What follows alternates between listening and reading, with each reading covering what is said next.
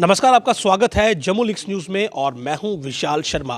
कश्मीरी पंडित सभा आज कश्मीरी समाज के विभिन्न मसलों को लेकर पत्रकार वार्ता करने के लिए सामने आई है और इनसे हम जानेंगे कि क्या वो मसले हैं और विशेषकर जो इस समय मौजूदा कश्मीर की स्थिति है, तो क्या इस स्थिति में कश्मीरी पंडित वापस कश्मीर में घर वापसी करने के लिए तैयार है या फिर नहीं है, यह बड़ा सवाल है। इस पर भी बातचीत करेंगे।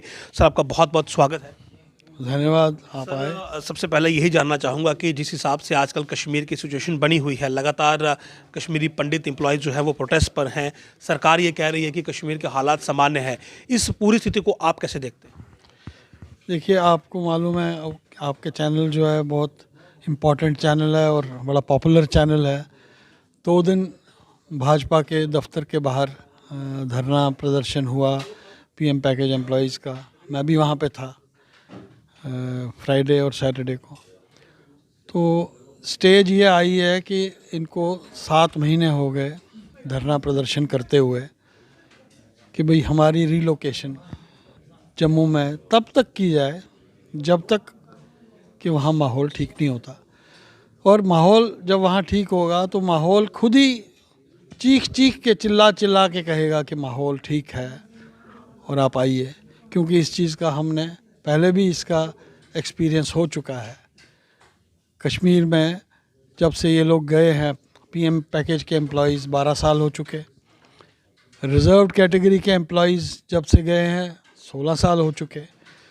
तो इन 16 सालों में और या इन 12 तो नहीं, अब 10 साल, क्योंकि 1.5 साल से तो वहाँ सिक्योरिटी के इश्यूज़ बहुत ज़्यादा आ गए हैं।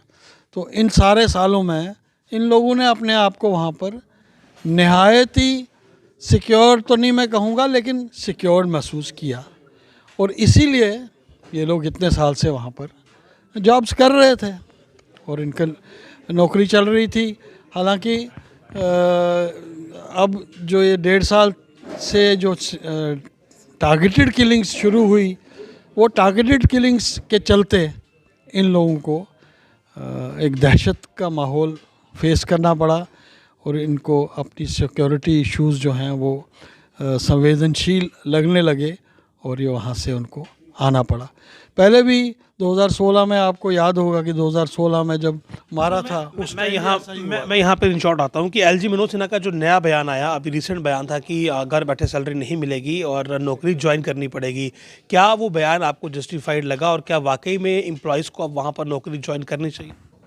इस टाइम तो माहौल ही नहीं है कि एम्प्लॉयज़ वहाँ जाके नौकरी ज्वाइन कर सकें। और माननीय गवर्नर साहब का जो ये बयान आया कि जी आपको घर बैठे सैलरीज़ नहीं मिलेंगी, तो इस चीज़ का तो हम उनको पोलाइटली रिमाइंड करते हैं कि ये अपने घर नहीं बैठे हैं, सड़कों पे बैठे हुए हैं और प्रदर्शन इसलिए कर रहे हैं कि इनकी सुरक्षा वहाँ पर इनको महसूस नहीं हो रही है और ये अपनी मर्ज़ी से यहाँ नहीं आए हैं, इनको वहाँ से आना पड़ा है। और आप भी हम गवर्नर साहब से ये कहते हैं कि आप भी बार बार कहते हैं कि आप वहाँ आइए, वहाँ पे आप ज्वाइन करिए, रीज्वाइन करिए, आपकी जो बायोमेट्रिक अटेंडेंस है वो भी होगी, उसके बाद ही आपको सैलरीज़ मिलेंगी।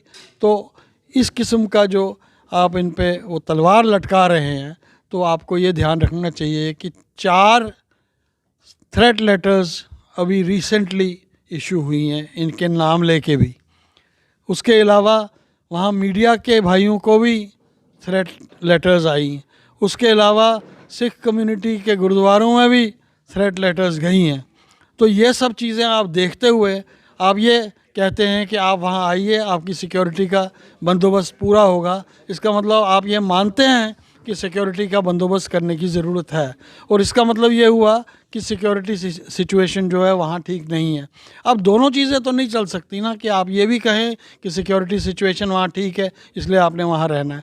तो अगर ज़बरदस्ती आप इनको वहाँ भेजने की कोशिश कर रहे हैं, ये तो आई एम श्योर कि ये ह्यूमन राइट्स वायलेशन में आता है। आपकी तरफ से, आपकी जो सभा है उसकी तरफ से क्या कोई प्रयास किए गए कि ये जो डेडलॉक बना हुआ है सरकार और एम्प्लॉयज़ के बीच, इसे किसी तरह से समाप्त किया जाए?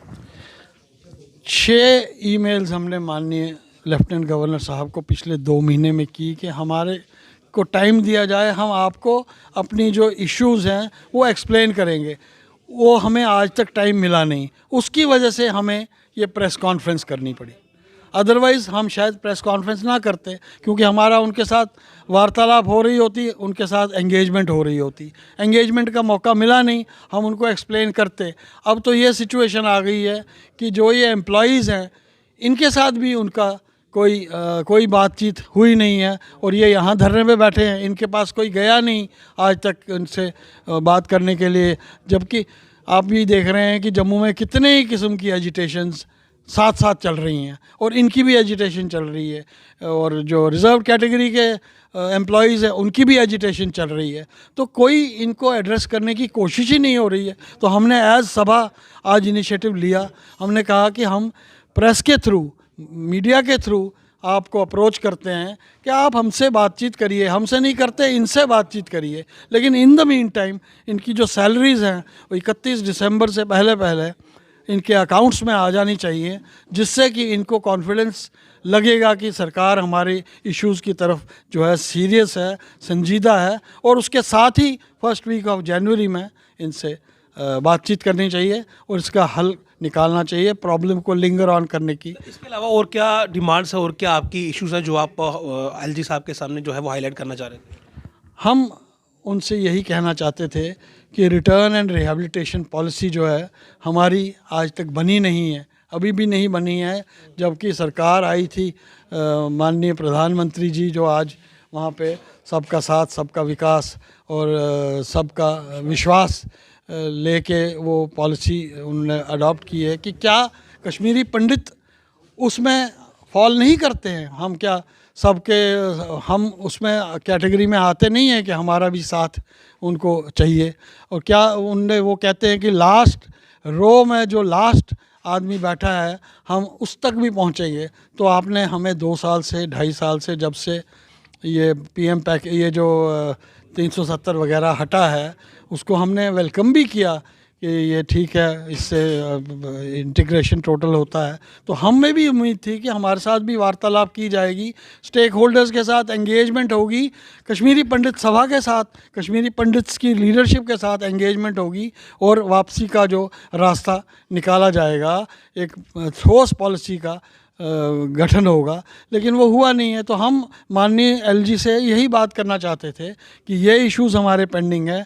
आप हमारी एक, आपको ये मालूम ही है, शायद आपको अच्छी तरह से मालूम है कि हमारी टेम्पल्स एंड श्राइन्स बिल की एक डिमांड थी जिसको लेके सारी कम्युनिटी, चाहे जितना भी डायस्पोरा बाहर हिंदुस्तान से बाहर भी है, वो भी सारे इसके साथ जुड़ गए थे। आज ऐसे ही पीएम पैकेज के एम्प्लॉयज़ के साथ सारा डायस्पोरा हमारा जो है वो इन्वॉल्व है, क्योंकि ये हमारी कम्युनिटी का भविष्य है जिनको कि आज सड़कों पे बैठना पड़ रहा है। सब लोग कंसर्न्ड हैं। इन चीज़ों पे हम इनसे बात करना चाहते थे, लेकिन हमें जब समय ही नहीं मिला तो हमने सोचा कि आज प्रेस के मीडियम से, और हम ये भी चाहते थे कि जब तक रिटर्न रिहैबिलिटेशन नहीं होती है तब तक जो यहाँ पे लोग रह रहे हैं उनका जो है ध्यान रखा जाए। रिलीफ जो उनको अमाउंट मिल रही थी उस रिलीफ को बढ़ाया जाए, और ताकि यहाँ पर वो बॉडी एंड सोल टुगेदर रख सकते हैं, क्योंकि एक सेक्शन ऐसा है हमारी कम्युनिटी का जो अभी भी मार्जिनलाइज्ड है। तो यहाँ पर देखिए, साफ कहना है कि एलजी मनोज सिन्हा की तरफ से समय जो है वो नहीं दिया गया ताकि अपने मसले मसाइल उन तक रख सके, और उसके अलावा जो पीएम पैकेज के एम्प्लॉयज़ हैं उनके मसले पर भी ये सभा जो है ये काफ़ी ज़्यादा गंभीर है। और यही कहना है कि जब तक कश्मीर के हालात ठीक नहीं होते हैं, इन एम्प्लॉयज़ की जो जायज़ मांग है उसे पूरा किया जाए, और जम्मू कश्मीर में जो मौजूदा परिस्थितियाँ बनी हुई हैं जहाँ पर हर कोई धरने पर बैठा है, इस सब को भी हल करने के लिए कहीं ना कहीं वार्ता जो है वो बहुत ज़रूरी है। और धारा 370 की समाप्ति के बाद कश्मीरी पंडितों के साथ वार्ता ना होना जो है वो कहीं ना कहीं एक बड़ा गैप इस समय जो है वो पैदा कर रही है। ज़रूरत है कि इनसे वार्ता की जाए और उनके मसलों को जल्द हल किया जाए। नमस्कार।